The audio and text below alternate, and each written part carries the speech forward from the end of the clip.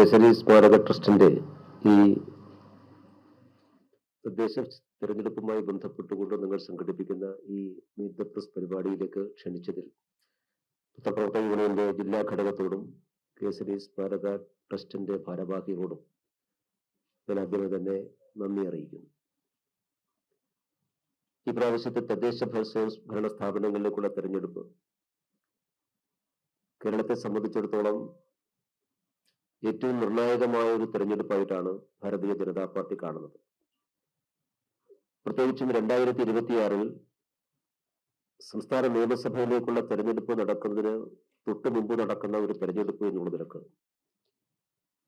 കേരളത്തിന്റെ രാഷ്ട്രീയ സാഹചര്യം പ്രതിഫലിക്കുന്ന ഒരു തെരഞ്ഞെടുപ്പായി ഈ പ്രാവശ്യത്തെ ലോക്കൽ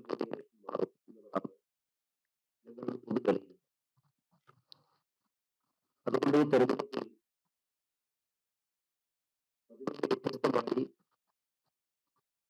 കേരളത്തിലെ ജനങ്ങളെ ബാധിക്കുന്ന അല്ലെങ്കിൽ കേരളം ആഗ്രഹിക്കുന്ന ഏറ്റവും സകാരാത്മകമായ ഒരു ആശയം ഉയർത്തിപ്പിടിച്ചുകൊണ്ടാണ് ദേശീയ ജനാധിപത്യ സഖ്യം ഈ തെരഞ്ഞെടുപ്പിനെ നേരിടുന്നത്. വികസിത കേരളം എന്നുള്ള ഒരു അജണ്ട ഞങ്ങൾ കേരളത്തിലെ ജനങ്ങളുടെ മുമ്പാകെ വെക്കുന്നു. കേരളം രൂപം കൊണ്ടിട്ട് 69 വർഷമായി. ഒരു വർഷം കൂടി കഴിഞ്ഞാൽ നാം സപ്തതിയിലേക്ക് കടക്കുകയാണ്. ഈ കാലയളവിൽ കേരളത്തിന്റെ വികസനത്തെക്കുറിച്ച് പലതരത്തിലുള്ള ചർച്ചകൾ നമ്മുടെ നാട്ടിൽ നടന്നിട്ടുണ്ട്. പക്ഷേ കേരളത്തിന്റെ വികസനത്തെ സംബന്ധിച്ചുള്ള ഒരു മുൻഗണനാക്രമം നിശ്ചയിക്കുന്നതിലോ കേരളം ആഗ്രഹിക്കുന്ന ഒരു വികസന മാതൃക തയ്യാറാക്കാനോ സമകാലിക ഇന്ത്യയുടെയും ലോകത്തിന്റെയും സാഹചര്യത്തിനനുസരിച്ച് കേരളത്തിലെ ജനങ്ങളുടെ ജീവിതം മെച്ചപ്പെടുത്താൻ ആവശ്യമായ നൂതനമായിട്ടുള്ള ആശയങ്ങൾ ആവിഷ്കരിക്കുന്നതിലോ കേരളത്തിലെ പ്രധാനപ്പെട്ട 2 മുന്നണികളും അവർ നേതൃത്വം കൊടുത്ത സർക്കാരുകളും പരാജയപ്പെട്ടു പോയ ഒരു പശ്ചാത്തലത്തിലാണ് വികസിത കേരളത്തെക്കുറിച്ചുള്ള പുതിയ ആശയം ജനങ്ങളുടെ മുമ്പാകെ അവതരിപ്പിക്കാൻ ഞങ്ങൾ ആഗ്രഹിച്ചിട്ടുള്ളത്, ശ്രമിക്കുന്നത്. അതിന് തുടക്കമായിട്ടാണ് ഈ തദ്ദേശ ഭരണ സ്ഥാപനങ്ങളിലേക്കുള്ള തിരഞ്ഞെടുപ്പിൽ കേരളത്തിലെ എല്ലാ ഗ്രാമപഞ്ചായത്തുകളിലും മുനിസിപ്പാലിറ്റികളിലും നഗരസഭകളിലും വികസനത്തെ സംബന്ധിച്ചുള്ള രൂപരേഖ തയ്യാറാക്കിക്കൊണ്ട് വികസിത ഗ്രാമപഞ്ചായത്തുകളും വികസിത മുനിസിപ്പാലിറ്റികളും വികസിത കോർപ്പറേഷനുകളും സൃഷ്ടിക്കുന്ന ഒരു മാതൃക തയ്യാറാക്കിക്കൊണ്ട് ഞങ്ങൾ ഈ തെരഞ്ഞെടുപ്പിനെ നേരിടുന്നത്. വികസനത്തെക്കുറിച്ച് ഞങ്ങൾ സംസാരിക്കുമ്പോൾ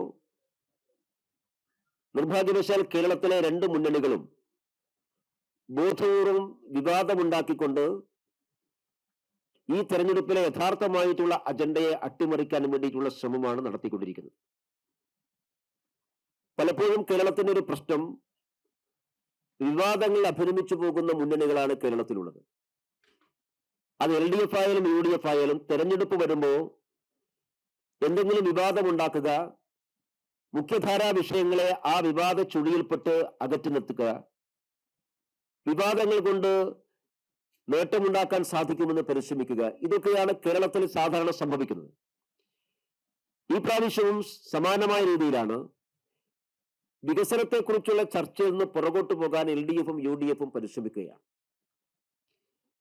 വികസനത്തെക്കുറിച്ച് കേരളത്തിൽ ചർച്ച നടന്നാൽ സ്വാഭാവികമായിട്ടും വിലയിരുത്തപ്പെടുക കഴിഞ്ഞ 11 വർഷക്കാലമായി രാജ്യം ഭരിക്കുന്ന നരേന്ദ്രമോദി ഗവൺമെന്റ് കേരളത്തിന് നൽകിയിട്ടുള്ള സഹായങ്ങളും സംഭാവനകളും, മോദി ഗവൺമെന്റിന്റെ നേതൃത്വത്തിൽ കേരളത്തിൽ നടത്തിയിട്ടുള്ള വികസന പ്രവർത്തനങ്ങൾ,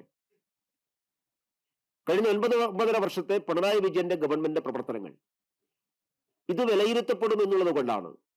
അങ്ങനെ സംഭവിച്ചാൽ സ്വാഭാവികമായിട്ടും അതിന്റെ രാഷ്ട്രീയമായിട്ടുള്ള പ്രയോജനം നരേന്ദ്രമോദി സർക്കാരിന് അനുകൂലമായി ഫലത്തിൽ ഭാരതീയ ജനതാ പാർട്ടിക്കും ദേശീയ ജനാധിപത്യ സഖ്യത്തിനും അനുകൂലമായി ലഭിക്കുമെന്നുള്ള ഒരു ധാരണയുടെ അടിസ്ഥാനത്തിലാണ് വികസന പ്രശ്നങ്ങൾ ചർച്ച ചെയ്യരുത് എന്ന് ബോധപൂർവം 2 മുന്നണികളും ഒരേപോലെ തീരുമാനിക്കുന്നത്. അതുകൊണ്ട് വികസനത്തിന് പകരം വിവാദങ്ങൾ ഉണ്ടാക്കുക, മറ്റു പല വിഷയങ്ങളിലേക്ക് എത്തുക എന്നുള്ളത് ശ്രമിക്കുകയാണ്. അതിൽ പോലും സത്യസന്ധമായ ഒരു സമീപനമല്ല LDFും UDFും കാണിക്കുന്നത്. ഈ തെരഞ്ഞെടുപ്പിലെ രാഷ്ട്രീയ പ്രശ്നങ്ങളിൽ പോലും ഒരു പരസ്പരം സഹായിക്കുന്ന സമീപനം LDFന്റെയും UDFന്റെയും ഭാഗത്തുണ്ട് എന്നുള്ളതാണ് സത്യം. അതുകൊണ്ടാണ് കഴിഞ്ഞ കുറച്ചു ദിവസങ്ങളായി കേരളത്തിൽ ഉയർന്നു വരുന്ന പല പ്രശ്നങ്ങളിലും ഒരു പരസ്പരം സഹായിക്കുന്ന സമീപനം UDFന്റെയും LDFന്റെയും ഭാഗത്തുണ്ടാകുന്നു എന്നുള്ളതാണ് ഞങ്ങൾ ഇതിനെക്കുറിച്ച് നിരീക്ഷിക്കുന്നത്. ഇപ്പോ ശബരിമല വിഷയത്തിൽ ശബരിമലയിലെ സ്വർണ്ണക്കൊള്ള അത് ഹൈക്കോടതി നിർദ്ദേശപ്രകാരം SIT അന്വേഷിക്കുകയാണ്. പക്ഷേ ആ അന്വേഷണം ഏതാണ്ട് പത്മകുമാറിൽ അവസാനിപ്പിക്കാനുള്ള ശ്രമമാണ് നടന്നുകൊണ്ടിരിക്കുന്നത്. SITയുടെ മേൽ വലിയ സമ്മർദ്ദമുണ്ടാകുന്നു എന്നാണ് ഞങ്ങൾ മനസ്സിലാക്കുന്നത്. കാരണം പത്മകുമാറിന്റെ അറസ്റ്റിന് ശേഷം അദ്ദേഹത്തിന് ചോദ്യം ചെയ്യലിനും ആ ചോദ്യം ചെയ്യലിനെ ആസ്പദമാക്കി തയ്യാറാക്കിയ റിമാൻഡ് റിപ്പോർട്ടിലുമൊക്കെ പത്മകുമാർ മാത്രമല്ല ഈ കാര്യം തീരുമാനിച്ചിട്ടുള്ളത്. അന്നത്തെ ദേവസ്വം ബോർഡ് മന്ത്രി കടകംപള്ളി സുരേന്ദ്രന് ഈ കാര്യത്തിലൊക്കെ കൃത്യമായിട്ടുള്ള പങ്കാളിത്തമുണ്ട് എന്ന് പത്മകുമാറിന്റെ മൊഴിയുണ്ട്. ഉണ്ണികൃഷ്ണൻ പോറ്റിയെ പരിചയപ്പെടുത്തിയത് കടകംപള്ളി സുരേന്ദ്രനാണ് എന്നാണ് ചോദ്യം ചെയ്യലിൽ പത്മകുമാർ പറഞ്ഞതായി നാം മനസ്സിലാക്കുന്നത്. അങ്ങനെയാണെങ്കിൽ പത്മകുമാറിന്റെ ചോദ്യം ചെയ്യൽ അവസാനിച്ച് ഇത്ര ദിവസമായിട്ടും എന്തുകൊണ്ടാണ് ഫർദറായൊരു നടപടി SITയുടെ ഭാഗത്തുണ്ടാക്കാത്തത്? സാധാരണ നിലക്ക് N വാസുവിൽ നിന്ന് പത്മകുമാറിലേക്കും പത്മകുമാറിൽ നിന്ന് കടകംപള്ളി സുരേന്ദ്രനിലേക്കും ഇത് എത്തേണ്ടതായിരുന്നില്ലേ? പക്ഷെ ഞങ്ങൾ മനസ്സിലാക്കുന്നത് പത്മകുമാറിൽ ഇത് അവസാനിപ്പിക്കണം, ഈ അന്വേഷണം അതിന്റെ അപ്പുറത്തേക്ക് പോകാൻ പാടില്ല എന്നുള്ള ഒരു തീരുമാനമുണ്ട്. ആ തീരുമാനം സംസ്ഥാന ആഭ്യന്തര വകുപ്പിന്റെ തീരുമാനമാണ്. ആ തീരുമാനം നടപ്പിലാക്കാൻ വേണ്ടി ആഭ്യന്തര വകുപ്പിൽ നിന്ന്, പ്രത്യേകിച്ച് മുഖ്യമന്ത്രിയുടെ ഓഫീസിൽ നിന്ന് SITയുടെ മുഖത്ത് വലിയ സമ്മർദ്ദമുണ്ട് എന്നാണ് ഞങ്ങൾ മനസ്സിലാക്കുന്നത്. കാരണം കടകംപള്ളി സുരേന്ദ്രനെ ചോദ്യം ചെയ്താൽ കൂടുതൽ കാര്യങ്ങൾ പുറത്തു വരുമെന്ന് ഇവർക്കെല്ലാവർക്കും അറിയാം. അത് ശബരിമലയിലെ ഈ പർട്ടിക്കുലർ സംഭവം മാത്രമല്ല, 2018 മുതൽ ശബരിമലയെ തകർക്കാൻ വേണ്ടി CPM നടത്തിയിട്ടുള്ള ആസൂത്രിതമായിട്ടുള്ള പല പരിശ്രമങ്ങളുടെയും പിന്നാമ്പുറങ്ങൾ കടകംപള്ളി സുരേന്ദ്രനെ കൃത്യമായി ചോദ്യം ചെയ്യാൻ പുറത്തു വരുമെന്നും അത് CPMന്റെ നേതൃത്വത്തിന്റെ പങ്കും വിശിഷ്യ മുഖ്യമന്ത്രിയുടെ ഓഫീസിലെ ചില ആളുകളുടെ പങ്കുമൊക്കെ പുറത്തു വരുമെന്നുള്ളത് കൊണ്ടാണ് ഇത് അന്വേഷിക്കേണ്ടതില്ല, അല്ലെങ്കിൽ തൽക്കാലം പത്മകുമാറിൽ സ്റ്റോപ്പ് ചെയ്യാം, അതിന്റെ അപ്പുറത്തേക്ക് അന്വേഷണം പോകേണ്ടതില്ല എന്നുള്ള ഒരു സമ്മർദ്ദം ഉണ്ടാകുന്നത്. SIT ആ സമ്മർദ്ദത്തിന് വഴങ്ങുന്നു എന്നാണ് നമ്മൾ മനസ്സിലാക്കേണ്ടത്. അതുകൊണ്ട് ഈ കാര്യത്തിൽ CPMന്റെയും ആഭ്യന്തര വകുപ്പിന്റെയും സമ്മർദ്ദത്തിന് വഴങ്ങുന്ന സമീപനം SIT അവസാനിപ്പിക്കണം, ഈ അന്വേഷണം മുമ്പോട്ട് കൊണ്ടുപോകണം. അതല്ല എങ്കിൽ ഞങ്ങൾ നേരത്തെ പറഞ്ഞതുപോലെ കേന്ദ്ര ഏജൻസി ഈ വിഷയത്തിൽ അന്വേഷണം നടത്തണം. കാരണം ബഹുമാനപ്പെട്ട കേരള ഹൈക്കോടതിയുടെ നിരീക്ഷണം ഇപ്പോഴും പ്രസക്തമായി നിൽക്കുകയാണ്. അതിനെക്കുറിച്ച് ഇവരാരും ഒരു അഭിപ്രായവും പറഞ്ഞിട്ടില്ല. കേരള ഹൈക്കോടതി പറഞ്ഞിട്ടുള്ളത്, ഇതിന്റെയൊക്കെ പുറകിലുള്ളത് അന്തർദേശീയ കള്ളക്കടത്ത് സംഘം, സ്വർണ്ണ കള്ളക്കടത്ത് സംഘം, പ്രത്യേകിച്ചും വിഗ്രഹങ്ങൾ കള്ളക്കടത്ത് നടത്തുന്ന അന്താരാഷ്ട്ര സംഘത്തിന് ഇതെല്ലാം റോളുണ്ട് എന്നാണ്. അപ്പോ അന്താരാഷ്ട്ര വിഗ്രഹ കള്ളക്കടത്ത് സംഘത്തിന്റെ ആളുകളാണോ N വാസുവും പത്മകുമാറും? അങ്ങനെയാണെങ്കിൽ അവരെ ഇതിനാരൊക്കെ സഹായിച്ചു? ഇതൊക്കെ വെളിച്ചത്ത് വരേണ്ടതാണ്. അതുകൊണ്ടാണ് ഞങ്ങൾ നേരത്തെ പറഞ്ഞത്, SITയുടെ അന്വേഷണം നടക്കുന്ന സന്ദർഭത്തിൽ തന്നെ സമാന്തരമായി ഒരു കേന്ദ്ര ഏജൻസിയുടെ അന്വേഷണം ഈ കാര്യത്തിൽ ഉണ്ടാവണം എന്ന് ഞങ്ങൾ ആവശ്യപ്പെട്ടത്. ആ ആവശ്യത്തിന് ഇപ്പോൾ പ്രസക്തി വർദ്ധിച്ചിരിക്കുകയാണ്. ഈ അന്വേഷണം അട്ടിമറിക്കാൻ വേണ്ടിയിട്ടുള്ള വലിയ ഗൂഢാലോചനയുണ്ട്. അതുകൊണ്ട് തെരഞ്ഞെടുപ്പ് കഴിയും വരെ ഇനി കൂടുതൽ അന്വേഷണങ്ങളൊന്നും വേണ്ട എന്നുള്ളതാണ് ഞാൻ മനസ്സിലാക്കുന്നത്. ഹൈക്കോടതിക്ക് SIT കൊടുക്കുന്ന റിപ്പോർട്ടിൽ പോലും ഇത് സംബന്ധിച്ചുള്ള ചില സൂചനകളുണ്ട്. അപ്പൊ അതുകൊണ്ട് അന്വേഷണം അട്ടിമറിക്കാനുള്ള ശ്രമത്തിൽ നിന്ന് SIT പിന്മാറണം, സമ്മർദ്ദങ്ങൾക്ക് വഴങ്ങരുത്, തുടരന്വേഷണം ഉണ്ടാവണം. ആ കാലഘട്ടത്തിലെ ദേവസ്വം വകുപ്പിന്റെ ചുമതല വഹിച്ചിരുന്ന മന്ത്രി കടകംപള്ളി സുരേന്ദ്രനെ ചോദ്യം ചെയ്യാൻ SIT തയ്യാറാവണം.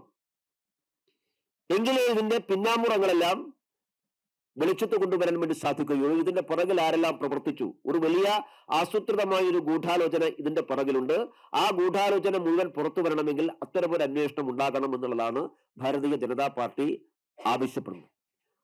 അതുകൊണ്ട് ഈ തെരഞ്ഞെടുപ്പിൽ ശബരിമല സ്വർണ്ണക്കൊള്ള രാഹുൽ മാങ്കൂട്ടത്തിന്റെ കേസ് വെച്ച് പ്രതിരോധിക്കാൻ വേണ്ടി CPM ശ്രമിച്ചാൽ അത് വിലപ്പോവുകയില്ല. അതിനാണ് CPM ഇപ്പൊ ആഗ്രഹിക്കുന്നത്. ശബരിമല സ്വർണ്ണക്കൊള്ളയെ രാഹുൽ മാങ്കൂട്ടത്തിന്റെ ഈ കേസുമായിട്ട്, പീഡന കേസുമായിട്ട് ബന്ധപ്പെടുത്തി കഴിഞ്ഞാൽ തൽക്കാലം അത് മാഞ്ഞു പോകും എന്നൊരു വിശ്വാസത്തിലാണ് CPM. രാഹുൽ മാങ്കൂട്ടത്തിലെ കേസ് ഒരു പുതിയ സംഭവമൊന്നും അല്ലാത്തത് കൊണ്ട് ശബരിമല കൊള്ള അതിന്റെ പേരിൽ തടയാൻ വേണ്ടി ഏതായാലും സാധിക്കില്ല. അങ്ങനെ ശ്രമം CPM നടത്തുന്നത്, ആ ശ്രമം വിലപ്പോവില്ല. ഈ അന്വേഷണം മുമ്പോട്ട് കൊണ്ടുപോകണം. ഞങ്ങൾ ഈ ക്യാമ്പയിനിങ്ങിൽ വികസനത്തോടൊപ്പം വിശ്വാസവും ജനങ്ങളുടെ അവകാശമാണ് എന്ന മുദ്രാവാക്യം ഞങ്ങൾ ഈ ക്യാമ്പയിന്റെ ഭാഗമായി ഉയർത്തിപ്പിടിക്കുന്നുണ്ട്.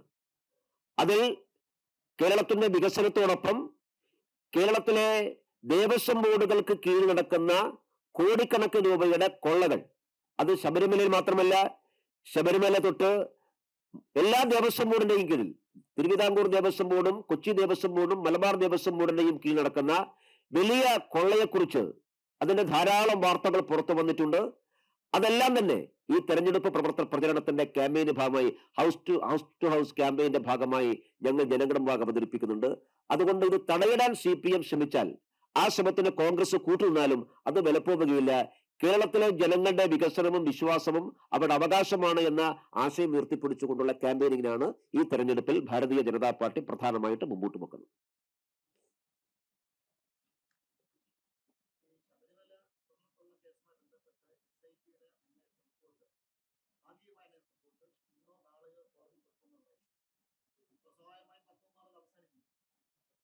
അതാണ് ഞാൻ സൂചിപ്പിച്ചത്.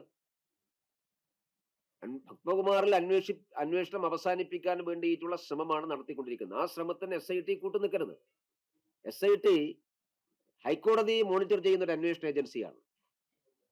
കാരണം പത്മകുമാറിൽ അവസാനിപ്പിച്ചാൽ പത്മകുമാറിന്റെ മൊഴിയുണ്ടല്ലോ, ആ പത്മകുമാറിന്റെ മൊഴിയുടെ അടിസ്ഥാനത്തിൽ വീണ്ടും N വാസുവിന്റെയും സുധീഷ് കുമാറിന്റെയും മൊഴിയുടെ അടിസ്ഥാനത്തിലാണല്ലോ പത്മകുമാറിനെ ചോദ്യം ചെയ്തിട്ടുള്ളത്.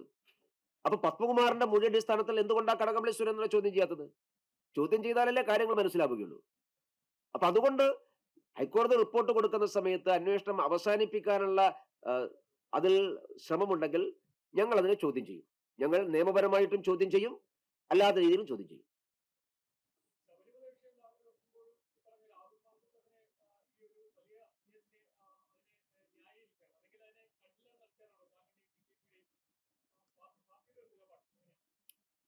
അല്ല, രാഹുൽ മാങ്കൂട്ടത്തിലെ കേസ് ചെറിയ കേസാക്കി മാറ്റിയത് ഞങ്ങളല്ലല്ലോ. രാഹുൽ മാങ്കൂട്ടത്തിലെ കേസ് എന്ന് പറഞ്ഞാൽ CPMഉം കോൺഗ്രസും തമ്മിലുള്ള ധാരണയാണ്. ഞാൻ ചോദിക്കട്ടെ, ഇപ്പോ രാഹുൽ മാങ്കൂട്ടത്തിൽ ഈ വിഷയത്തിൽ രാഹുൽ മാങ്കൂട്ടത്തിനെതിരായിട്ട് ചില ഓഡിയോ ക്ലിപ്പുകൾ വന്നു, വാട്സപ്പ് ചാറ്റുകളുടെ മെസ്സേജ് വന്നു, സ്ത്രീകളെ മോശമായിട്ട് ഉപയോഗിച്ചു, പീഡിപ്പിച്ചു, നിർബന്ധിത ഗർഭഛിദ്രത്തിന് വിധേയമാക്കി, ഇതെല്ലാം നേരത്തെ വന്നിട്ടുണ്ടല്ലോ. എന്തുകൊണ്ടാണ് അന്ന് കേസെടുക്കാതിരുന്നത്? പരാതിയുടെ ആവശ്യമൊന്നുമില്ല. നമ്മുടെ നിയമമനുസരിച്ച് എല്ലാ കേസുകളിലും വാദി നേരിട്ട് വന്ന്, പരാതിക്കാര് നേരിട്ട് വന്ന് പരാതി പറയേണ്ട ആവശ്യമില്ല. പോലീസിന് ബോധ്യമായി കഴിഞ്ഞാൽ, സാഹചര്യ തെളിവിന്റെ അടിസ്ഥാനത്തിൽ പോലീസിന് ബോധ്യമായി കഴിഞ്ഞാൽ ഒരു FIR ഇട്ട് അറസ്റ്റ് ചെയ്യാം. രാഹുൽ മാങ്കൂട്ടത്തിലെ അറസ്റ്റ് ചെയ്യാൻ ആവശ്യമായിട്ടുള്ള തെളിവുകളൊക്കെ നേരത്തെ കിട്ടിയിട്ടുണ്ട്. പരാതി പറയേണ്ട ആവശ്യമൊന്നുമില്ല. അപ്പോ ആ സമയത്തൊന്നും അറസ്റ്റ് ചെയ്തില്ല. ഇത്രയും ഗുരുതരമായിട്ടുള്ള ആരോപണങ്ങൾ വന്നിട്ട് അന്നൊന്നും സ്വമേധയാ പോലീസിന്റെ കേസിൽ, അങ്ങനെ എത്രയോ സംഭവങ്ങൾ കേരളത്തിലുണ്ട്, നമ്മുടെ മുമ്പിൽ എത്രയോ ഉണ്ട്. പോലീസിന് സ്വമേധയാ കേസെടുക്കാം. എന്തുകൊണ്ടാണ് ഈ നിമിഷം വരെ ഇപ്പൊ ഈ പരാതി നേരിട്ട് വന്ന് പറയുന്ന നിമിഷം വരെ സ്വമേധയാ കേസെടുക്കാതിരുന്നത്? അതെന്ത് ധാരണയാണ്? ഒന്ന്. രണ്ടാമത്, ഇനി കേസെടുത്തു. രാഹുൽ മാങ്കൂട്ടത്തിൽ വീരപ്പനൊന്നും അല്ലല്ലോ. കേരള പോലീസിന് അദ്ദേഹം രാജ്യം വിട്ടു പോയിട്ടില്ലല്ലോ. 4 ദിവസമായിട്ട് കേരള പോലീസ് രാഹുൽ മാങ്കൂട്ടത്തിലിനെ അന്വേഷിച്ച് കണ്ടുപിടിക്കാൻ പറ്റുന്നില്ല എന്നൊക്കെ പറഞ്ഞാൽ അതൊക്കെ വിശ്വസിക്കാൻ അത്ര എളുപ്പത്തിൽ വിശ്വസിക്കുന്നു? കേരള പോലീസിന് രാഹുൽ മാങ്കൂട്ടത്തിലെ കണ്ടുപിടിക്കാൻ സാധിക്കുന്നില്ല എന്ന്? എന്തിനാണ് ഈ മുൻകൂർ ജാമ്യ ഹർജി കോടതിയിൽ എത്തുന്നവരെ അറസ്റ്റ് ചെയ്യേണ്ടതില്ല എന്ന് ആരുടെ തീരുമാനമാണ്? രാഹുൽ മാങ്കൂട്ടത്തിലെ കണ്ടെത്താത്തത് കൊണ്ടൊന്നുമില്ല. അദ്ദേഹം എവിടെയാണ് ഉള്ളത് എന്ന് പോലീസ് നന്നായിട്ട് അറിയാം. പക്ഷേ മുൻകൂർ ജാമ്യ ഹർജി കോടതിയിലെത്തുന്നവരെ അവിടെ കിടക്കട്ടെ, അതാണ് തീരുമാനം. അതിങ്ങനെ എയറിൽ നിർത്തുകയാണ്. ഈ പെൺകുട്ടികൾക്ക്, സ്ത്രീകൾക്ക് നീതി വാങ്ങിക്കൊടുക്കാനാണെങ്കിൽ അറസ്റ്റ് ചെയ്ത് അദ്ദേഹത്തെ ജയിലിലടക്കണം, കേസ് അന്വേഷിക്കണം, അദ്ദേഹത്തെ സഹായിച്ചത് ആരൊക്കെയാണ് എന്ന് ബോധ്യപ്പെടണം. ഇനി രാഹുൽ മാങ്കൂട്ടത്തിൽ അവിടെ കിടക്കട്ടെ, അദ്ദേഹത്തെ സഹായിച്ച ഒരു കോൺഗ്രസ്സുകാരുണ്ടല്ലോ, എന്താണ് അദ്ദേഹത്തെ അറസ്റ്റ് ചെയ്യാത്തത്? അദ്ദേഹം ഒളിവിലാണോ? അദ്ദേഹം എസ്കോർട്ടിംഗ് ആണോ? ഒളിവിലാണെന്നാണ് പറയുന്നത്. പക്ഷെ ഇവരെല്ലാവരും കേരളത്തിലുണ്ട്. പാലക്കാട് നിന്ന് രാഹുൽ മാങ്കൂട്ടത്തിൽ ഒരു കാറിൽ തിരുവനന്തപുരത്ത് വന്ന് ഒരു വക്കീലിനെ കണ്ട് തിരിച്ചു പോകുന്നവരെ കേരള പോലീസ് എന്താ ഉറങ്ങുകയായിരുന്നു? ഇതൊക്കെ ആരോട് പറയാനാ? അപ്പൊ അതുകൊണ്ട് പോലീസിന് അറിയാം, CPM എല്ലാവർക്കും അറിയാം. പക്ഷേ ഒരു ധാരണയുടെ പുറത്ത് അറസ്റ്റ് ചെയ്യാതിരിക്കുകയാണ്. അതുകൊണ്ടാണ് ഞാൻ ഇതൊരു നാടകമാണ്. ആ നാടകം ഈ ഇരയായിട്ടുള്ള പെൺകുട്ടികൾക്ക് നീതി ലഭ്യമാക്കി കൊടുക്കുക എന്നുള്ളതായിരുന്നു കേരളത്തിലെ സർക്കാരിന്റെ ആഗ്രഹമെങ്കിൽ നേരത്തെ ആവേണ്ടതായിരുന്നു. ഇപ്പോഴും ഈ കേസ് ഗൗരവത്തോടു കൂടിയല്ല പോലീസ് അന്വേഷിക്കുന്നത്. ഗൗരവത്തോടു കൂടിയാണ് പോലീസ് അന്വേഷിക്കുന്നതെങ്കിൽ പരാതി കൊടുത്തതിന്റെ പിറ്റേ ദിവസം അറസ്റ്റ് ചെയ്യുമായിരുന്നു. മുഖ്യമന്ത്രി ഓഫീസിൽ ഈ യുവതി പരാതി കൊടുക്കുന്ന സന്ദർഭത്തിൽ രാഹുൽ മാങ്കൂട്ടത്തിൽ പാലക്കാട് ജില്ലയിലെ കണ്ണാടി പഞ്ചായത്തിൽ തെരഞ്ഞെടുപ്പ് പ്രചരണ പരിപാടി പങ്കെടുക്കുകയാണെന്ന് എല്ലാവർക്കും അറിയാം. ആ പ്രചരണ പരിപാടി പങ്കെടുത്തുകൊണ്ടിരിക്കുന്ന സന്ദർഭത്താണ് സ്ക്രോളിംഗ് വാർത്ത പോകുന്നത്. പോലീസിന് അറിയില്ലേ രാഹുൽ മാങ്കൂട്ടത്തിൽ കണ്ണാടി പഞ്ചായത്തിലുണ്ട് എന്ന്? അപ്പൊ അവിടുന്ന് ഈ രക്ഷപ്പെട്ടു പോകാനെന്ന് പോലീസ് അനുവദിച്ചത് പരാതി കൊടുത്താൽ? പരാതി കൊടുത്ത ഒരു മണിക്കൂറിനകം ADGPക്ക് പരാതി കൈമാറിയല്ലോ. അപ്പൊ പോലീസിന് ഈ രാഹുൽ മാങ്കൂട്ടത്തിലിനെ പിന്തുടരാമായിരുന്നില്ലേ? ഇതൊക്കെ പറയുമ്പോ കേരളത്തിലെ ജനങ്ങൾ ഇതെല്ലാം വെള്ളം കൂടാതെ വിഴുങ്ങിക്കൊള്ളുമെന്നൊന്നും സംസ്ഥാന ഗവൺമെന്റ് വിശ്വസിക്കരുത്, CPM വിശ്വസിക്കരുത്. അതുകൊണ്ട് ഇതൊരു ധാരണയാണ്. ആ ധാരണയുടെ ബാക്കി പത്രം എന്താണ് എന്ന് നമുക്ക് കാത്തിരുന്ന് കാണാം.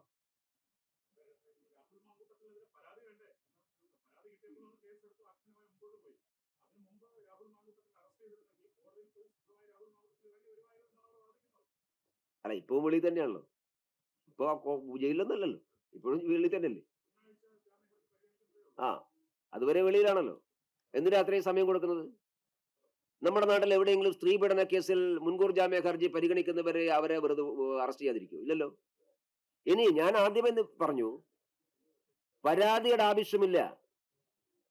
കാരണം ഒരു യുവതിയുടെ ശബ്ദരേഖ വരുന്നു, അവർ പീഡിപ്പിക്കപ്പെട്ടു എന്നും നിർബന്ധിത ഗർഭചിത്രത്തിന് വിധേയമാക്കി എന്നും അവരുടെ ജീവനിൽ ഭീഷണിയുണ്ടെന്നുള്ള ഒരു ഓഡിയോ ക്ലിപ്പിംഗ് വരുന്നു. ആ ഓഡിയോ ക്ലിപ്പിംഗിന്റെ ശബ്ദത്തിന്റെ ശാസ്ത്രീയത മനസ്സിലാക്കി, അതിന്റെ ജെന്യൂനിറ്റി മനസ്സിലാക്കി പോലീസിന് സ്വമേധയാ കേസെടുക്കാം. അതിന് വകുപ്പുണ്ട്. എടുക്കണമെങ്കിൽ എടുക്കാം, പക്ഷെ എടുത്തില്ലല്ലോ.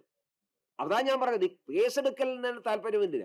ഇപ്പോഴും ഈ നിമിഷവും രാഹുൽ മാങ്കൂട്ടത്തിലെ അറസ്റ്റ് ചെയ്യാൻ കേരള പോലീസിന് താല്പര്യമില്ല. പോലീസിന് താല്പര്യമില്ലാത്തത് കൊണ്ടല്ല, തൽക്കാലം ചെയ്യേണ്ടതില്ല എന്ന് പോലീസിന് നിർദ്ദേശം കിട്ടിയില്ല. ഇല്ലെങ്കിൽ വഞ്ചൂർക്ക് വക്കീലിനെ കാണുന്ന സമയത്ത് പോലീസിനെ അറസ്റ്റ് ചെയ്തൂടെ? എന്താ പോലീസ് അറിയാത്തതാണ്?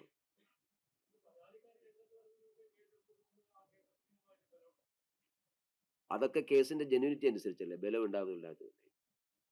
അതൊക്കെ ചോദ്യം ചെയ്യുമ്പോൾ മനസ്സിലാവുമല്ലോ. കേസിന്റെ ബലത്തിനനുസരിച്ചാണോ പോലീസ് കേസെടുക്കുക? അങ്ങനെയാണോ? കേസിന് ബലം ഉണ്ടാവുക പോലീസ് FIR ഇട്ട് കേസെടുത്ത് പ്രതിയെ ചോദ്യം ചെയ്ത് തെളിവുകൾ സമാഹരിക്കുമ്പോഴാണ് കേസിന് ബലം ഉണ്ടാവുക.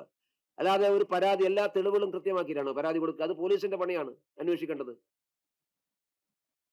ഈ പെൺകുട്ടിയെ കണ്ടെത്തി അവരെ കൊണ്ട് 164 മൊഴി കൊടുപ്പിക്കേണ്ടത് പോലീസിന്റെ ജോലിയാണ്. അതൊക്കെ പോലീസിന്റെ പണിയാണ്. അത് പണി പോലീസ് എടുക്കണം. അങ്ങനെയല്ലേ സാധാരണ നമ്മുടെ നാട്ടിൽ നടക്കുന്ന രീതി.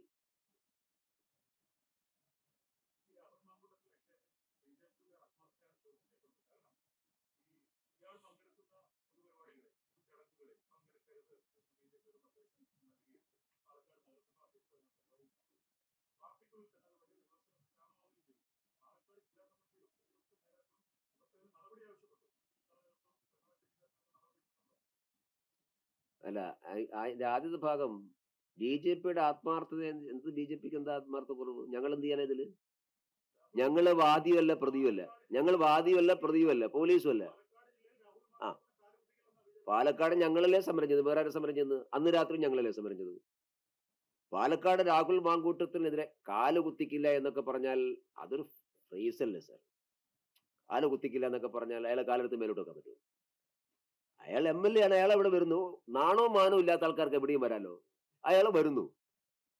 അയാൾ വരുന്ന സമയത്ത് പ്രതിഷേധിക്കാനല്ലേ നമുക്ക് സാധിക്കുള്ളൂ. നമ്മൾ പ്രതിഷേധിച്ചിട്ടുണ്ട്. ബി.ജെ.പി എം.എൽ.എ ഓഫീസിലേക്ക് നിരന്തരമായി മാർച്ച് നടത്തിയിട്ടുണ്ട്.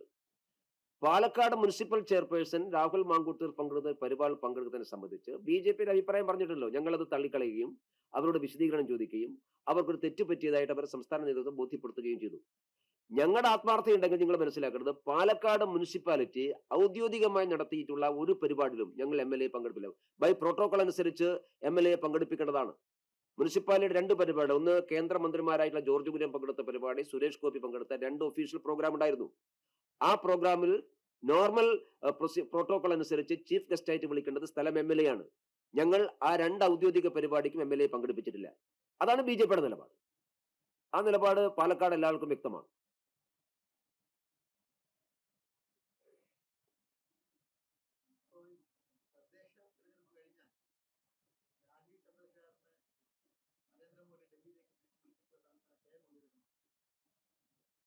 അതെന്തിനാണ്? ഏ അത് ഞങ്ങൾ നോക്കിക്കൊള്ളാം. മുരളീധരൻ എന്തിനാ വേവലാതി ഇവിടുന്ന്? ഏ അല്ല, മുരളീധരൻ സ്വയം ടിക്കറ്റ് എവിടെ നിന്ന് കിട്ടുമെന്ന് അന്വേഷിക്കട്ടെ. അതാണ് ആദ്യം ചെയ്യേണ്ടത്. ഞങ്ങളെ കാര്യത്തിൽ എന്തിനാ ഇങ്ങനെ വേവലാതി മുരളീധരന്? കോൺഗ്രസിന്റെ കാര്യത്തിൽ ഒരു വേവലാതി ഉണ്ടാവും നല്ലതാണ്. കോൺഗ്രസ്സുകാർക്ക് നാണക്കേട് കൊണ്ട് തലയിൽ മുണ്ടിടാതെ പുറത്തിറങ്ങാൻ സാധിക്കുന്നില്ല. യൂത്ത് കോൺഗ്രസ്സുകാർക്ക് ഒരു തോർത്ത് കൊണ്ട് മേടിച്ചു കൊടുക്കട്ടെ മുരളീധരൻ, അതാ നല്ലത്. ഇത് ഞങ്ങളുടെ കാര്യം ഞങ്ങൾ നോക്കിക്കൊള്ളാം.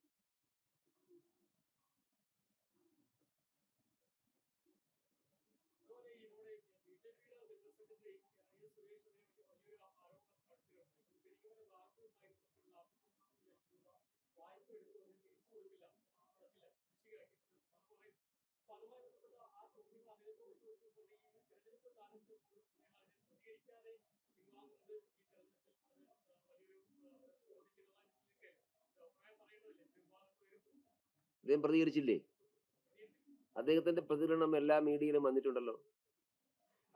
അദ്ദേഹം തന്നെ വിശദമായിട്ട് അതേ സംബന്ധിച്ചുള്ള ഒരു കുറിപ്പ് കൊടുത്തിട്ടുണ്ടല്ലോ.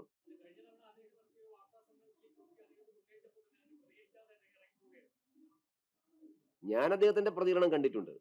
വിശദമായിട്ട് എന്താണ് സംഭവിച്ചതെന്ന് അദ്ദേഹം പ്രതികരിച്ചിട്ടുണ്ട്. അദ്ദേഹത്തിന്റെ ഫേസ്ബുക്ക് പേജിൽ അദ്ദേഹം പറഞ്ഞിട്ടുണ്ട്.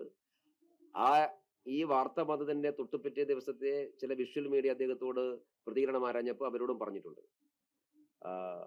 അതിലൊരു കാര്യമുള്ളത്, അദ്ദേഹം തന്നെ വിശദീകരിച്ചിട്ടുള്ളതാണ്.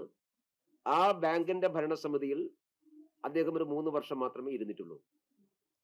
അത് കഴിഞ്ഞ് അദ്ദേഹം അതിൽ നിന്ന് രാജിവെച്ചിട്ടുള്ളതാണ്. അദ്ദേഹം ആ ബാങ്കിൽ ആർക്കെങ്കിലും ലോണിന് ശുപാർശ കൊടുക്കുകയോ ആർക്കെങ്കിലും അദ്ദേഹത്തിന്റെ പേരിൽ ലോൺ വാങ്ങിക്കുകയോ ചെയ്തിട്ടില്ല. അദ്ദേഹം അവിടെ ഒരു ചിട്ടിയിലും ചേർന്നിട്ടില്ല. ആ ബാങ്കിൽ ക്രമക്കേടുകളുണ്ട്, ഫിനാൻഷ്യൽ ഇറഗുലാരിറ്റി ഉണ്ട്. അതിന്റെ പേരിലാണ് ആ ബാങ്ക് പൊളിഞ്ഞു പോയത്. സ്വാഭാവികമായിട്ടും അതിന് ഡയറക്ടർ ബോർഡ് മെമ്പർമാരെല്ലാം ഉത്തരവാദികളാണ് എന്ന ഒരു നിരീക്ഷണം സംസ്ഥാന സഹകരണ വകുപ്പ് നടത്തുമ്പോൾ അതിൽ ഇടക്കാലത്ത് വരികയും രാജിവെച്ചു പോവുകയും ചെയ്തിട്ടുള്ള ആൾ എങ്ങനെയാണ് അതിൽ ബാധ്യതയാവുന്നത് എന്നുള്ള ചോദ്യമാണ് ഹൈക്കോടതി ഉന്നയിച്ചത്. ഹൈക്കോടതിയിൽ സുരേഷ് ഇത് സംബന്ധിച്ച് പരാതി കൊടുത്തപ്പോൾ ഹൈക്കോടതി പരിശോധിക്കുകയും അത് സ്റ്റേ ചെയ്യുകയും ചെയ്തു. അതാണ് അതിന്റെ പ്രൊസീജിയർ. പിന്നെ വേറൊരു കാര്യമുള്ളത്, ബാങ്ക് പൊളിഞ്ഞു പോയാൽ, ബാങ്ക് തകർന്നു പോയാൽ ബാങ്കിന്റെ ഡയറക്ടർ ബോർഡ് മെമ്പർമാർ എല്ലാവരും അതിന്റെ സാമ്പത്തിക ബാധ്യത ഏറ്റെടുക്കണം എന്നുള്ള ഒരു തീരുമാനം സംസ്ഥാന സഹകരണ വകുപ്പിന് ഉണ്ടെങ്കിൽ അത് അവരൊന്ന് പറയാൻ തയ്യാറാണ്. കാരണം ഞങ്ങൾക്ക് പല ബാങ്കുകളിലും പണം കിട്ടാനുണ്ട്. അപ്പൊ ഇനിയിപ്പോ ഡയറക്ടർ ബോർഡ് മെമ്പർമാർക്ക് വീതിച്ച് നൽകി കിട്ടിയാൽ മതിയല്ലോ. കരുവന്നൂർ ബാങ്കിലെ പണം ഡയറക്ടർ ബോർഡ് മെമ്പർമാർ വീതിച്ചു കൊടുക്കുമോ? നല്ലതാണ്, നല്ല തീരുമാനമാണ് സംസ്ഥാന സർക്കാർ. ആ തീരുമാനം പ്രാവർത്തികമാക്കണം. കരുവന്നൂർ ബാങ്കിലെ കോടിക്കണക്കിന് രൂപ ഡയറക്ടർ ബോർഡ് മെമ്പർമാർക്ക് വീതിച്ചു കൊടുക്കാൻ ഒരു ഉത്തരവിടൽ നല്ലതാണ്. അത് എല്ലാ ബാങ്കിനും ആയിക്കോട്ടെ, ഞങ്ങൾക്ക് വിരോധമൊന്നുമില്ല. പക്ഷേ ഈ പർട്ടിക്കുലർ സംഭവത്തിൽ സുരേഷ് കോടതി പോവുകയും സ്റ്റേ മേടിക്കുകയും ചെയ്തിട്ടുള്ളതാണ്. അത് ഇപ്പൊ പൊടിതട്ട് വന്നതിന്റെ ഉദ്ദേശം എല്ലാവർക്കും നേരത്തെയുള്ള സംഭവമാണ്. ഇപ്പൊ പുതിയ സംഭവമൊന്നുമല്ല, നേരത്തെ ഉള്ളതാണ്. ഇപ്പൊ പിന്നെ ചില ഈ ആ, തെരഞ്ഞെടുപ്പ് കാലത്താണല്ലോ ഇത്തരം കാര്യങ്ങളൊക്കെ ഉയർന്നു വരിക. അങ്ങനെയാണ്. അത് അദ്ദേഹം നിയമപരമായിട്ട് നേരിട്ടുള്ളൂ, കുഴപ്പമില്ല.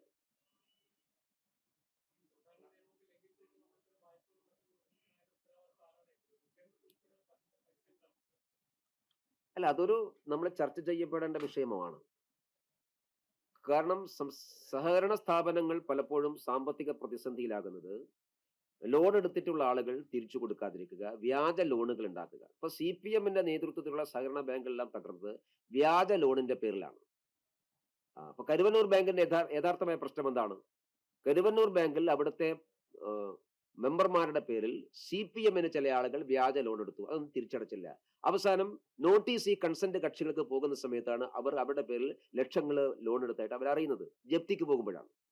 അപ്പൊ വ്യാജ ലോണുകളും എടുത്ത ലോണുകൾ തിരിച്ചടക്കാതിരിക്കുന്നതുമാണ് സഹകരണ സ്ഥാപനങ്ങളുടെ തകർച്ചയ്ക്ക് ഉത്തരവാദിത്വം. അത് ഗൗരവത്തിൽ കേരളത്തിൽ പരിശോധിക്കപ്പെടേണ്ട ഒരു വിഷയമാണ്. അപ്പൊ അതുകൊണ്ടാണ് കേന്ദ്ര ഗവൺമെന്റ് സഹകരണ നിയമത്തിൽ ആവശ്യമായ മാറ്റം വരുത്തിയത്. അത് ഈ സംസ്ഥാന സർക്കാർ അംഗീകരിക്കുന്നില്ലല്ലോ. ഞങ്ങൾ പുതിയ സഹകരണ നിയമം കൊണ്ടുവന്നിട്ട് KYC നിർബന്ധമാക്കണമെന്ന് പറഞ്ഞു. KYC നിർബന്ധമാക്കണമെന്ന് പറഞ്ഞപ്പോൾ ആദ്യം എതിർത്തത് കേരള ഗവൺമെന്റ് അല്ലേ, ഈ CPM അല്ലേ? KYC നിർബന്ധമാക്കുമ്പോൾ ഈ വ്യാജ ലോണുകൾ ഉണ്ടാവില്ല, യഥാർത്ഥമായിട്ടുള്ള ആളുകൾക്ക് ലോൺ കിട്ടുക. അപ്പൊ അങ്ങനെ ശക്തമായിട്ടുള്ള പരിഷ്കാരം കൊണ്ടുവരാൻ വേണ്ടി ശ്രമിക്കുമ്പോൾ സംസ്ഥാന സർക്കാർ പറയുന്നത് സഹകരണ ബാങ്കുകളെ വരിഞ്ഞു മുറുക്കുകയാണ്. ഞങ്ങൾ വരിഞ്ഞു മുറുക്കുകയല്ല ചെയ്തിട്ടുള്ളത്. സഹകരണ ബാങ്കുകൾ ഉണ്ടാകുന്ന ഇത്തരം കൃത്രിമത്വങ്ങൾ അത് ഇല്ലാതാക്കിയാൽ മാത്രമേ സഹകരണ മേഖല മുമ്പോട്ട് പോവുകയുള്ളൂ. അതിനൊരു നിയമം കൊണ്ടുവരുമ്പോൾ അതിന് എതിർക്കുന്ന ഇവർക്കാണ്. കാരണം CPM-ന്റെ നേതാക്കന്മാരാണ് ഇങ്ങനെ വ്യാജ ലോൺ എടുത്തുകൊണ്ട് കേരളത്തിൽ മുമ്പോട്ട് പോകുന്നത്. അത് അവർക്ക് ഈ തടയുന്നത് അവർക്ക് ഇഷ്ടമല്ല. അതാണ് പ്രധാനപ്പെട്ട കാരണം. അതുകൊണ്ട് അത് ഗൗരവത്തിൽ കേരളം ചർച്ച ചെയ്യപ്പെടേണ്ട വിഷയമാണ്. ദേശീയ സഹകരണ നിയമത്തിൽ കർക്കശമായിട്ടുള്ള വ്യവസ്ഥകളുണ്ട്. ആ വ്യവസ്ഥകൾ പാലിക്കാൻ സംസ്ഥാന ഗവൺമെന്റ് കൂടി തയ്യാറായാൽ, കാരണം സഹകരണം എന്നുള്ളത് കേന്ദ്രം മാത്രം തീരുമാനിക്കേണ്ട കാര്യമല്ല, കേരളം കൂടി തീരുമാനിച്ചാലേ നടക്കുള്ളൂ. അത് ഫോളോ ചെയ്യാൻ ഇത്തരം പ്രശ്നങ്ങൾ പരിഹരിക്കാൻ വേണ്ടി സാധിക്കും. കാരണം കേരളം സഹകരണ രംഗത്ത് ഏറെ മുമ്പോട്ട് പോയിട്ടുള്ള സംസ്ഥാനമാണ്. ആരോഗ്യകരമായ സഹകരണ പ്രസ്ഥാനങ്ങൾ ഉള്ള ഒരു സംസ്ഥാനമാണ്. ആ സംസ്ഥാനത്ത് സഹകരണ മേഖല തകരാൻ പാടില്ല. അത് തകരാതിരിക്കാൻ വേണ്ടിയുള്ള പ്രിക്കോഷൻ എടുക്കാനാണ് ഇത്തരം നിയമനിർമ്മാണം നടത്താൻ കേന്ദ്ര ഗവൺമെന്റ് തയ്യാറായത്. അതിനോട് സഹകരിക്കുകയാണ് സംസ്ഥാനം ചെയ്യേണ്ടത്.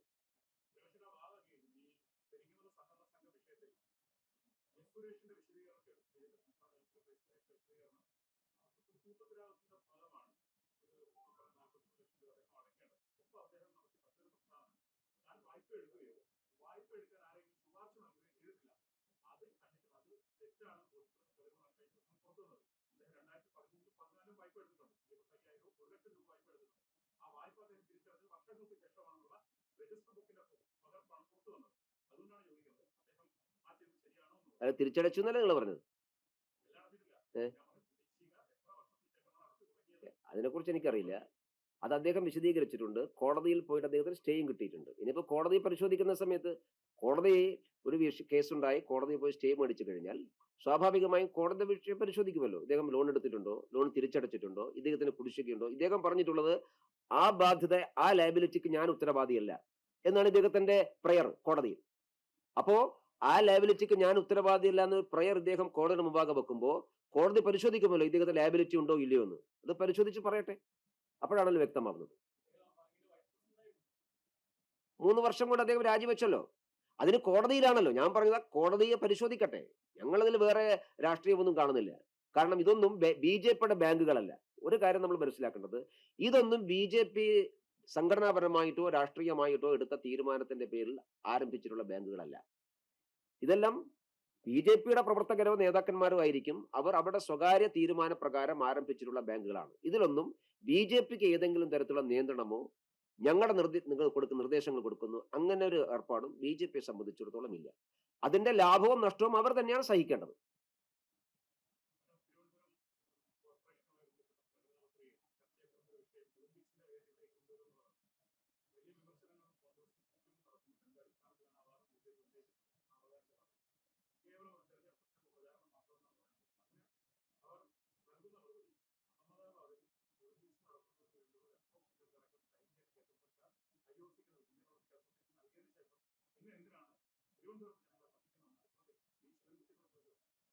ശിവൻകുട്ടിക്ക് എന്ത് ചോദിക്കാമല്ലോ?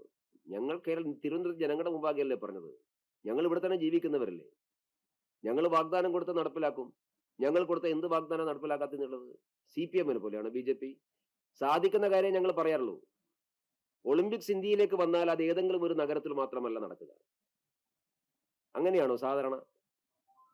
ഇന്ത്യയിൽ ഒരു നഗരത്തിൽ മാത്രം ഒളിമ്പിക്സ് നടത്താൻ സാധിക്കുകയില്ല. ഒരുപാട് സ്റ്റേഡിയങ്ങൾ വേണം. ഒരുപാട് പ്രധാനപ്പെട്ട നഗരങ്ങൾ നടക്കും. അതിന്റെ കേന്ദ്രബിന്ദു ഒരുപക്ഷെ അഹമ്മദാബാദ് ആയിരിക്കാം. പക്ഷെ അതിന്റെ അർത്ഥം ഒളിമ്പിക്സ് വേദികളാകുന്ന ധാരാളം നഗരങ്ങൾ ഇന്ത്യയിൽ ഉണ്ടാവും. അതിലൊന്ന് നമ്മുടെ തിരുവനന്തപുരം ആകണമെന്ന് ഞങ്ങൾക്ക് ആഗ്രഹമുണ്ട്. ഞങ്ങൾ അതിന് പരിശ്രമിക്കും. കാരണം 2036 ഇന്ത്യയിൽ ഒളിമ്പിക്സ് വരുമ്പോൾ ഈ രാജ്യം ഭരിക്കുക BJP തന്നെയായിരിക്കും. അപ്പൊ തിരുവനന്തപുരത്ത് വരണോ വേണ്ടോ ഞങ്ങൾക്ക് തന്നെ ശുപാർശ ചെയ്യാൻ സാധിക്കുക. ശിവൻകുട്ടിക്ക് സാധിക്കല്ലോ.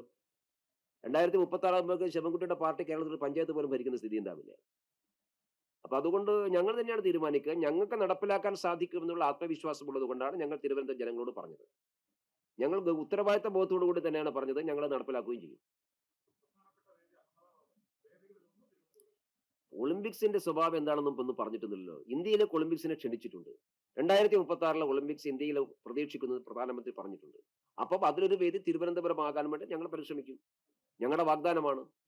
ഞങ്ങൾ കേന്ദ്ര ഗവൺമെന്റിനോട് പറയും. ബാക്കി അതിന്റെ ഷെഡ്യൂളൊന്നും ഉണ്ടായിട്ടില്ലല്ലോ. 2036 ഭാരതം ഒളിമ്പിക്സിന് ആതിഥേയത്വം വഹിക്കാൻ തയ്യാറാണ് എന്ന് പ്രധാനമന്ത്രി പറഞ്ഞിട്ടുണ്ട്. അതിലൊരു വേദി തിരുവനന്തപുരം ആകണമെന്നാണ് കേരള BJPയുടെയും തിരുവനന്തപുരം BJPയുടെയും ആഗ്രഹം. ആ വാഗ്ദാനം ഞങ്ങൾ ജനങ്ങളുടെ മുമ്പാകെ വെക്കുന്നു. ജനങ്ങൾ അത് സ്വീകരിക്കുന്നു. ആ വാഗ്ദാനം പ്രാവർത്തികമാക്കാൻ ഞങ്ങൾ ശ്രമിക്കും. അങ്ങനെയാണല്ലോ.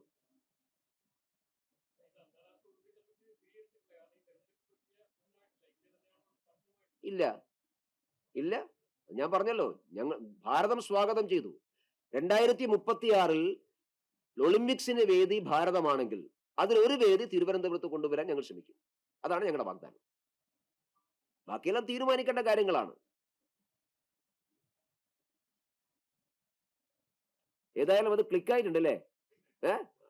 അത് മതി. അതെ അതെ അതെ. അത്തരം വാഗ്ദാനം ഒന്നും കൊടുക്കാൻ അവർക്ക് പറ്റില്ലല്ലോ. ഞാൻ പറഞ്ഞല്ലോ, അവർക്ക് എങ്ങനെ സാധിക്കും?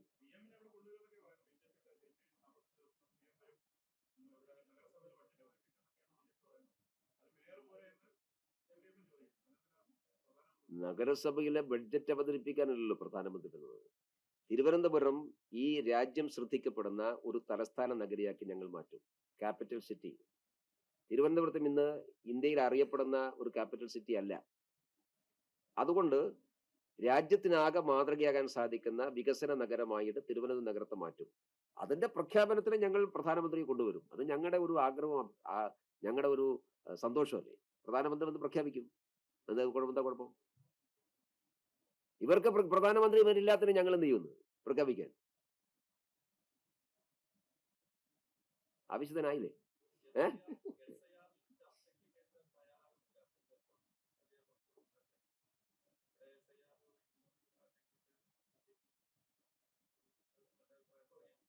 അല്ല, കേന്ദ്ര ഗവൺമെന്റ് പാർലമെന്റിൽ ചർച്ച ചെയ്യാൻ തയ്യാറാണല്ലോ. രാഷ്ട്രീയ പാർട്ടികളുമായിട്ട് എങ്ങനെയാണ് കേന്ദ്ര ഗവൺമെന്റ് ചർച്ച ചെയ്യുക? കാരണം കേന്ദ്ര ഗവൺമെന്റ് അല്ലല്ലോ SIR നടപ്പിലാക്കുന്നത്. SIR നടപ്പിലാക്കുന്നത് തെരഞ്ഞെടുപ്പ് കമ്മീഷനാണ്. തെരഞ്ഞെടുപ്പ് കമ്മീഷന് വേണമെങ്കിൽ ഓൾ പാർട്ടി മീറ്റിംഗ് വിളിച്ചു കൂട്ടാം. അല്ലാതെ കേന്ദ്ര ഗവൺമെന്റ് എങ്ങനെയാണ് SIR-നെ കുറിച്ച് ചർച്ച ചെയ്യാൻ ഓൾ പാർട്ടി മീറ്റിംഗ് വിളിച്ചു കൂട്ടുക? ഞങ്ങൾ പറഞ്ഞത് ഇത് സംബന്ധിച്ച് പ്രതിപക്ഷ പാർട്ടികൾക്കുള്ള ആശങ്ക പാർലമെന്റിൽ ചർച്ച ചെയ്യാം. അത് ഞങ്ങൾ തയ്യാറാണെന്ന് പറഞ്ഞിട്ടുണ്ടല്ലോ. ഇന്നലെയും പാർലമെന്ററി കാര്യമന്ത്രി പറഞ്ഞു ചർച്ച ചെയ്യാൻ തയ്യാറാണ്. അതിന് ബാക്കിയുള്ള കാര്യങ്ങൾ കൂടി നോക്കിയിട്ട് ഇന്ന സമയത്ത് തന്നെ ചർച്ച ചെയ്തെന്ന് പറയരുത്. ഈ നടപ്പ് സമ്മേളനത്തിൽ ചർച്ച ചെയ്യാം എന്നതാണ്. പിന്നെ SIR-നെ സംബന്ധിച്ച് കേരളത്തിൽ ഇവർ നടത്തുന്ന പ്രചരണത്തിന് അസ്ഥാനത്താണ് എന്ന് ഇന്നലെ കോടതി ബോധ്യമായല്ലോ. ഇന്നലെ സംസ്ഥാനത്തെ തെരഞ്ഞെടുപ്പ് കമ്മീഷൻ കോടതിയിൽ കൊടുത്തതനുസരിച്ച് ഇവർ ഉന്നയിച്ച പ്രധാനപ്പെട്ട വാദം എന്തായിരുന്നു? തദ്ദേശ ഭരണ സ്ഥാപനങ്ങളിലേക്കുള്ള തെരഞ്ഞെടുപ്പ് നടക്കുന്നതുകൊണ്ട് SIR-ന്റെ പ്രവർത്തനം കേരളത്തിൽ നടക്കുന്നില്ല. ഇതായിരുന്നു ഇവിടെ വാദം. ആ വാദമാണ് CPM കോൺഗ്രസും എല്ലാം ഉന്നയിച്ചത്. ഇന്നലെ സംസ്ഥാന തെരഞ്ഞെടുപ്പ് കമ്മീഷൻ സുപ്രീം കോടതിയിൽ കൊടുത്തിട്ടുള്ള സത്യവാങ്മൂലത്തിൽ പറയുന്നത് തദ്ദേശ ഭരണ സ്ഥാപനങ്ങളിലേക്ക് നിയോഗിക്കപ്പെട്ട ഒരു ഉദ്യോഗസ്ഥനും SIR പങ്കാളിത്തമില്ല. അത് ഉദ്യോഗസ്ഥന്മാർ വേറെയാണ്. തദ്ദേശ ഭരണ സ്ഥാപനങ്ങളിൽ ഡ്യൂട്ടിയുള്ള ആളുകൾ പറയുന്നത് രണ്ടും രണ്ടായി നടക്കുന്നു. അങ്ങനെയാണല്ലോ ഇന്നലെ സുപ്രീം കോടതി നിലപാടെടുത്തിട്ടുള്ളത്. രണ്ടാമത്, എന്തിനാണ് ഇവർ SIR ഭയപ്പെടുന്നത്?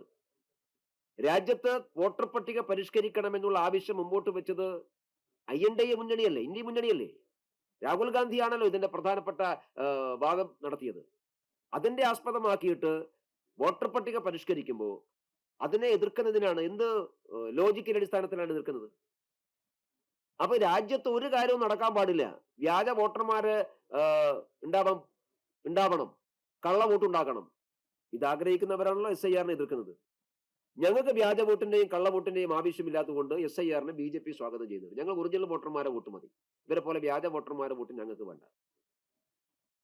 അതുകൊണ്ട് അത് ഇന്നലത്തെ സുപ്രീം കോടതിയിലെ വാദത്തോടു കൂടി മാത്രമല്ല, ഒരു കാര്യം കൂടി ഇന്നലെ സുപ്രീം കോടതി പറഞ്ഞു, ഇവർ ആധാർ നിർബന്ധമാക്കുന്നതിനെ കുറിച്ച് പറഞ്ഞു. സുപ്രീം കോടതി ഇന്നലെ പറഞ്ഞല്ലോ, ആധാർ എന്നുള്ളത് വോട്ട് ചെയ്യാനുള്ള ഉപാധിയല്ല. കാരണം നുഴഞ്ഞുകയറ്റക്കാർക്കടക്കം ആധാർ ഉണ്ട്. അത് തന്നെയാണ് പ്രധാനപ്പെട്ട പ്രശ്നവും BJP മുമ്പോട്ട് വെക്കുന്നത്. എങ്ങനെയാണ് മ്യാൻമാറിൽ നിന്ന് വന്നിട്ടുള്ള ആളുകൾ, ബീഹാറിലെ വോട്ടർ പട്ടികയിൽ മ്യാൻമാർ അഭയാർത്ഥികൾ ഉണ്ടായിരുന്നു, അവരെങ്ങനെയാണ് ഇന്ത്യയിൽ വോട്ടർമാരാവുക? ബംഗ്ലാദേശ് നുഴഞ്ഞുകയറ്റക്കാർ എങ്ങനെയാണ്? ഇപ്രാവശ്യം പശ്ചിമ ബംഗാളിലെ ഒഴിവാക്കപ്പെട്ട നിരവധി ആളുകൾ ബംഗ്ലാദേശ് നുഴഞ്ഞുകയറ്റക്കാരാണ്, അവരെങ്ങനെയാണ് ഇന്ത്യയിൽ വോട്ടർമാരാവുക?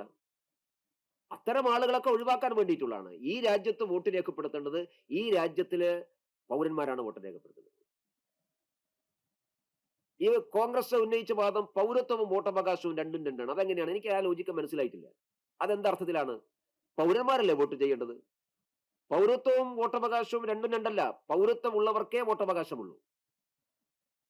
ലോകത്തിൽ എവിടെയെങ്കിലും ആ രാജ്യത്തിന്റെ പൗരത്വമില്ലാത്തവർക്ക് ആ രാജ്യത്ത് വോട്ടവകാശമുണ്ടോ? ഇല്ലല്ലോ.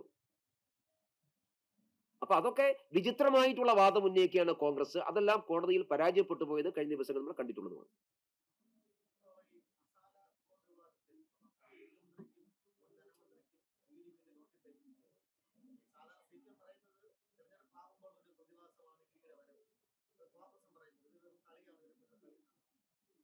അപ്പൊ നോട്ടീസ് തെരഞ്ഞെടുപ്പിനെ ബാധിക്കുമെന്ന് അവർ സമ്മതിക്കില്ലേ?